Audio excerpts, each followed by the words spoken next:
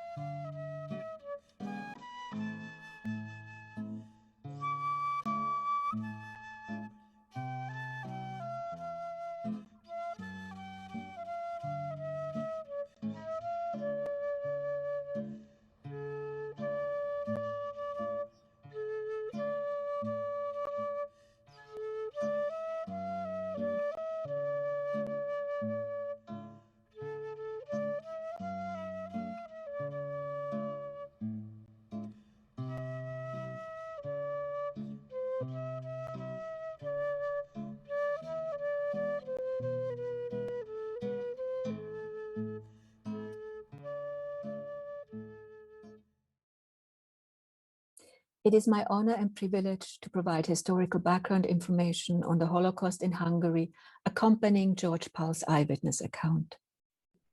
Following the end of World War I, the Austro-Hungarian monarchy disintegrated.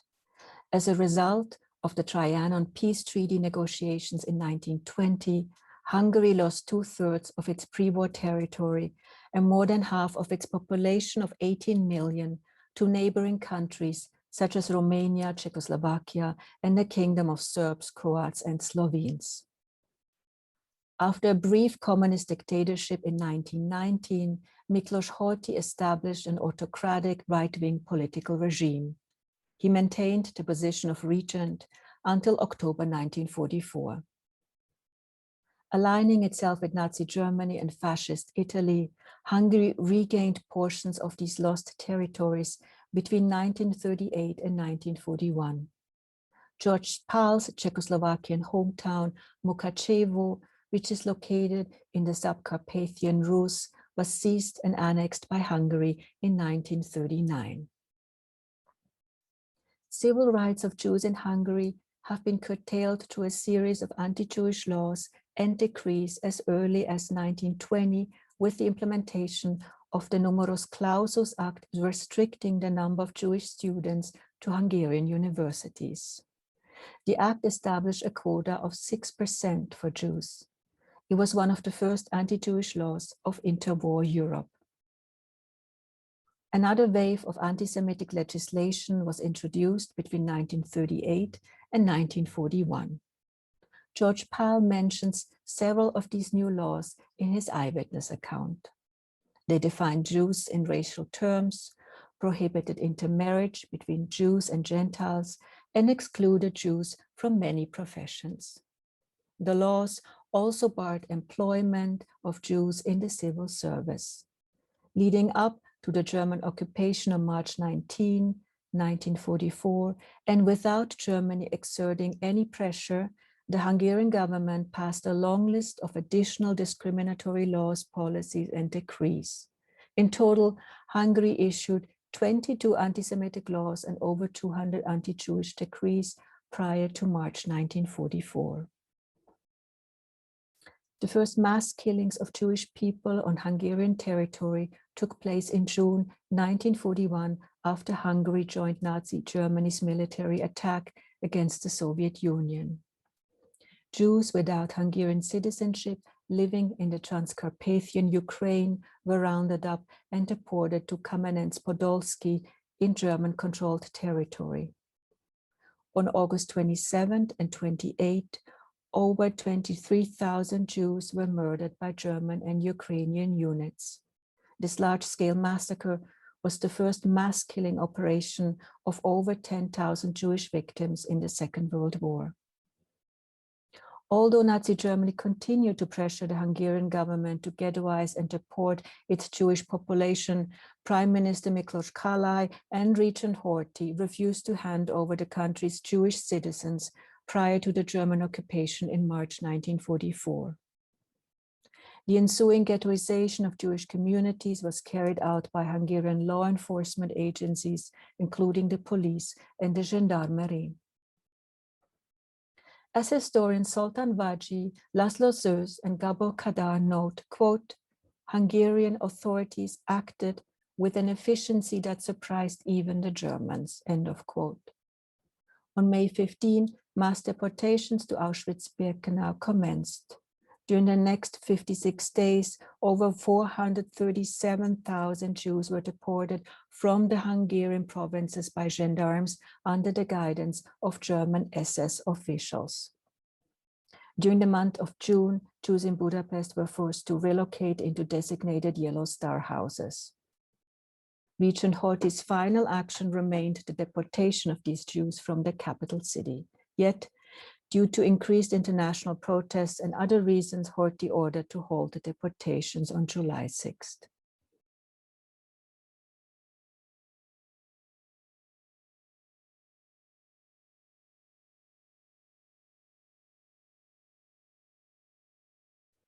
At the end of July, the Jews of Budapest were the only remaining Jewish community in Hungary. After Horthy's unsuccessful attempt to break away from his alliance with Germany in October 1944, the Nazis forced him to step down. The far-right Arrow Cross Party, under the leadership of Ferenc Szálasi, seized power by mid-October. It is due to the large-scale humanitarian efforts of several foreign diplomats, such as Karl Lutz and Raoul Wallenberg, as well as the underground activities of the Zionist youth movement, that the majority of Budapest Jews were rescued and saved.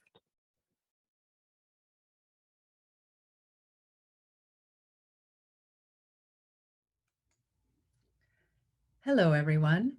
My name is Helga Thorsen, and I am an associate professor in the Department of Germanic and Slavic Studies at the University of Victoria. And it is my great pleasure to introduce George Pal to you today. George Pal was born to a Jewish family in Czechoslovakia in 1927. This area was then annexed to Hungary in 1939.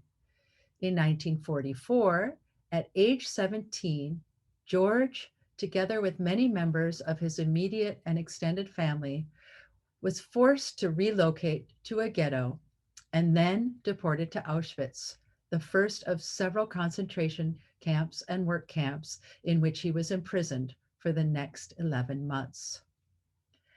After he was liberated in February 1945, George set off for the long trek home. His hometown, having previously been part of Czechoslovakia and then Hungary, became part of Western Ukraine in the post-war period. George, his mother, and his sister decided to move to Hungary, where George earned a Master's of Engineering from the Technical University of Budapest. There, he fell in love, married, and started a family. George and his family left Hungary during the uprising in 1956, fled to Austria, and eventually settled in Canada. He worked as an engineer and educator at Mohawk College in Hamilton, Ontario, and eventually became the Dean of Engineering. I met George Pal over 10 years ago when he was invited by the president of the Victoria Holocaust and Remembrance Society, Dr. David Zimmerman, to speak at the University of Victoria for International Holocaust Remembrance Day on January 27, 2010. That very same semester, I invited George to speak in the Holocaust Studies course I was teaching, and he has been doing so on a regular basis ever since. The last talk he gave was to the students who participated in the most recent Eyewitness Field School in May 2018, before we left for Europe for our course on Holocaust memorialization. The very first Eyewitness Field School took place in May 2011. On that trip, two students, Andrea Van Noord and Jason Michaud came up to me separately as we were traveling in Europe and stated that they wanted to do something related to Holocaust remembrance and education when we returned to Canada. Upon our return, we decided to collect local stories of the Shoah in our community to be housed in UVic libraries, archives, and special collections. The first Shoah survivor we talked to about this idea was George Pal. Together with Rick Kuhl, we visited George and asked him his advice. His first comment was, "You need to think about why you are doing this and what you hope to accomplish." These wise words from a retired college dean got us thinking. Why were we interested in collecting these stories? One of the reasons was because we wanted to preserve and honor the voices of the Shoah, just as we are doing today at this Yom HaShoah commemoration. George also told us that day that he was willing to share his story as he had written it for his class presentations, but he wanted to add some new memories into it without disrupting the structure of his original narrative too much. In 2012, we asked Shoshana Littman, a Magida, or Jewish storyteller, whether she would work with George to do so. The two of them collaborated together and produced the version of Prisoners of Hope that we have in our collection at UVic. Then, more recently, Sam Margolis worked on it further with George and produced the book that you see here. By telling his stories to students at the University of Victoria, by placing his narrative in UVic's archives and special collections, and now through the publication of this book, George Pal has touched and will continue to touch countless lives. I am extremely grateful to George for sharing his story in this way. Please join me in welcoming George Pal, one of the very few remaining survivors of the Shoah in Victoria and on Vancouver Island, to this Yom HaShoah commemoration.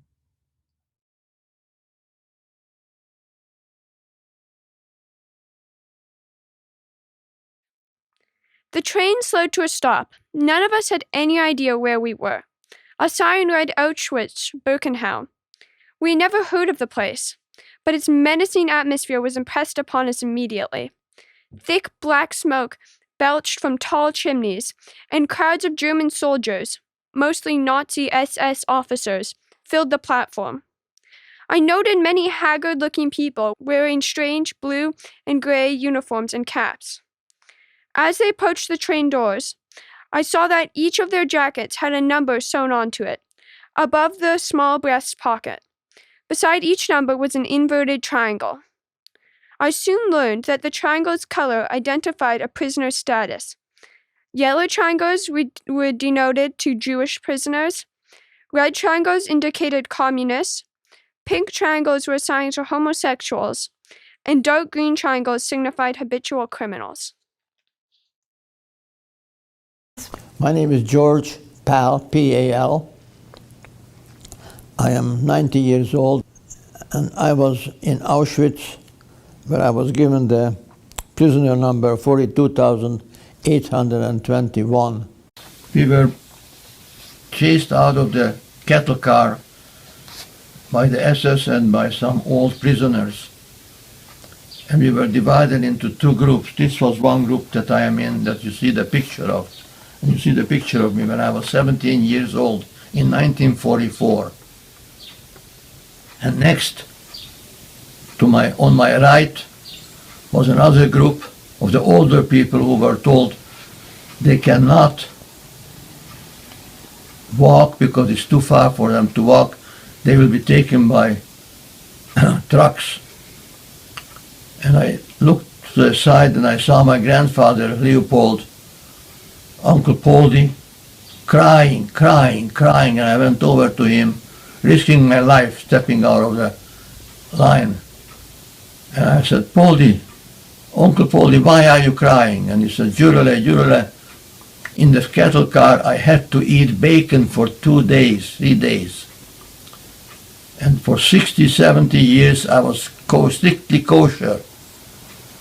And he was crying, and the tears, the kosher tears, were flowing down his cheek.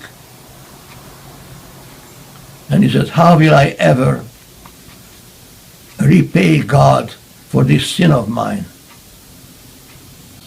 Well, poor Poldy, Uncle Poldy, didn't have to wait long, because 15 minutes later he was already a cloud in the sky after being cremated.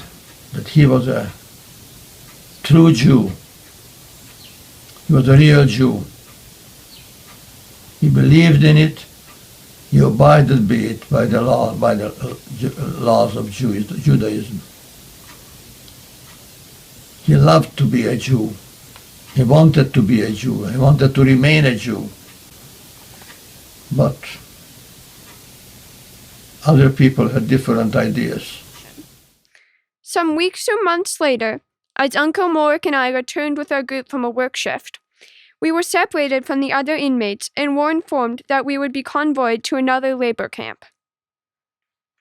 My father, who had been confined in the Reviver with a minor illness, was not a member of our work detail that day. I scarcely had time to say goodbye to him before my uncle and I were put into yet another rail car. That was the last time I saw my father alive. I overheard him whispering to Uncle Morik, with tears in his eyes, "Goodbye, my little brother. Take good care of my son, Guri, wherever you go." I am too old to carry the torch. It is these young people that will have to make sure that this never ever happen again. Shalom. Hi, it's me, Rabbi Harry, and I just want to share a word, just a small word of Torah in memory of Agatha Feldman. Agatha Feldman was a survivor who was also a member of Congregation Emmanuel, and when she would talk about being a survivor, she would often say, no, I was only in labor camps, I wasn't in a death camp, so I'm really not a survivor. But she told me once that she knew she was going to survive the atrocities that she saw because she was going to live her life as the antithesis of Nazism. I think my concern in our world right now is identity politics, because I think identity politics stop us from seeing the other as created in God's image. And if we're really to say never again, we really need to be able to look at this as all humans, that we're caring for all humans and that we're all created in God's image. And I just think we need to remember that in Agatha's memory. El Melech Rachamim, Shochem b'maromim, Hamse menucha nechona tachat kanfei השכינה, במעלות קדושים וטהורים כזורקים המסירים את נשמות כל אחינו בני ישראל, אנשים, נשים וטף, שנטבחו, שנחנכו ושנשרפו ושנהרגו, בגן עדן תהיה מנוחתם, אנא בעל הרחמים, הסתירם בסתר כנפיך לעולמים,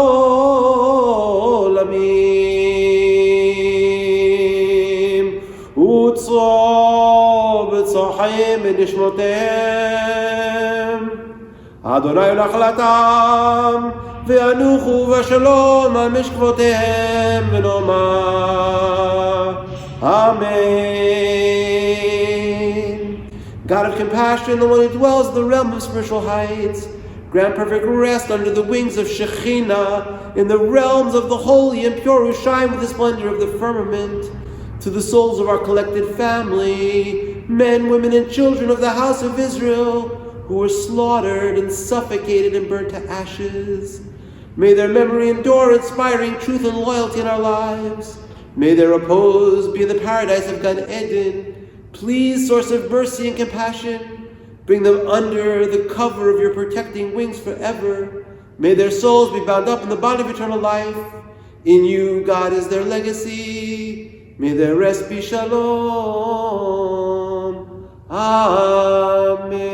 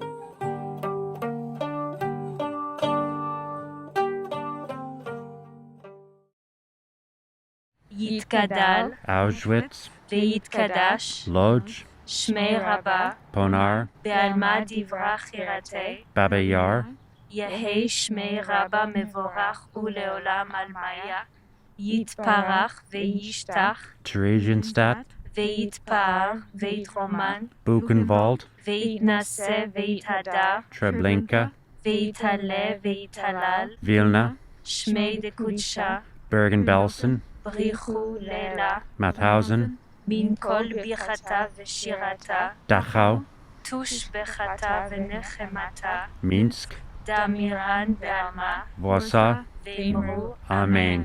יהי שלמה רבה מן שמיה וחיים עלינו ועל כל ישראל ואמרו Amen. עושה שלום במרומיו, יעשה שלום עלינו ועל כל ישראל, ואמרו אמן. אלי, אלי, שלא ייגמר לעולם החול והים, רישוש של המים ורק השמיים, תפילת האדם, החול והים, רישוש של המים ורק השמיים, תפילת האדם. My Lord, oh Lord, a prayer that this world never ends. The sand and the sea, the rush of the water, and Lord up in heaven, a prayer of a man, החול והים, רישוש של המים.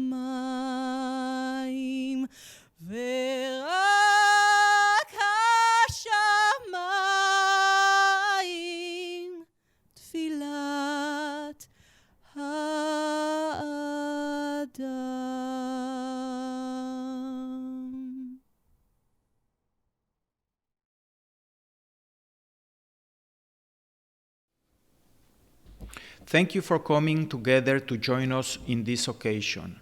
If you would like further information on our organization, we invite you to view the Victoria Shoah website. We welcome all who wish to participate in our efforts.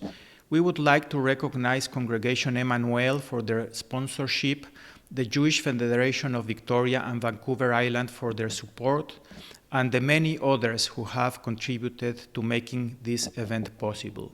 Thank you. I've often been asked, do you hate the Germans? My empathetic answer is always no. If I were to blame the entire German people for everything that happened to me, my family, and all those who did not survive, I would be making the same mistake that the Nazis made in blaming the Jews for all of Germany's woes. Such generalizing or demonizing is dangerous.